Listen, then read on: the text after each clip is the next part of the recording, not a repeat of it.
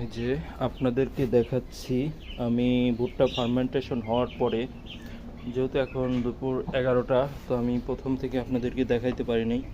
তো এখানে দেখুন আমার ফিড এবং ফার্মেন্টেড মিশানো আছে। তো সকাল 6টা থেকে যেহেতু আমি খাবারটা শুরু করি, তো এখানে ফিড আর ফার্মেন্টেশনটা এই যে দেখুন মিশিয়ে নিছি। তো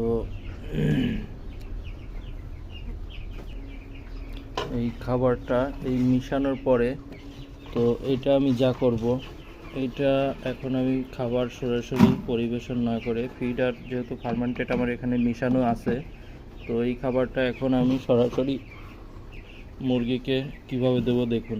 এই খাবারটা কিন্তু নিলাম, নেওয়ার পরে আমি এর সাথে প্রোবায়োটিকটা কিভাবে দেই। তো সবাই অলরেডি জানেন আমি এখানে 8 কেজি খাবার ভুট্টা ফার্মেন্টেশন করি। তো 8 কেজি খাবারকে আবার 4 কেজি ফিডের সাথে মিশাই। তো মিশানোর পরে এটা আমি রেখে দেওয়ার পরে এই যে খাবারটা আমি যখনই নেব, যতবার নেব তখনই আমি এর সাথে প্রোবায়োটিক মিশাবো।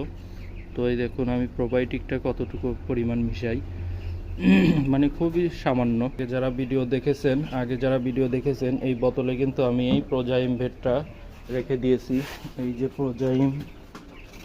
প্রোজাইম ভেটটা কিন্তু আমি ওই বোতলে রেখে দিছি। তো এই বোতল থেকে আমি সামান্য এটার সাথে মিশ্রণ করে নেব। তো এটাই আপনাদেরকে দেখাবো। এই যে দেখুন, এই যে খুবই সামান্য, এই যে আমি এখান দিয়ে হালকা করে দিয়ে দিলাম।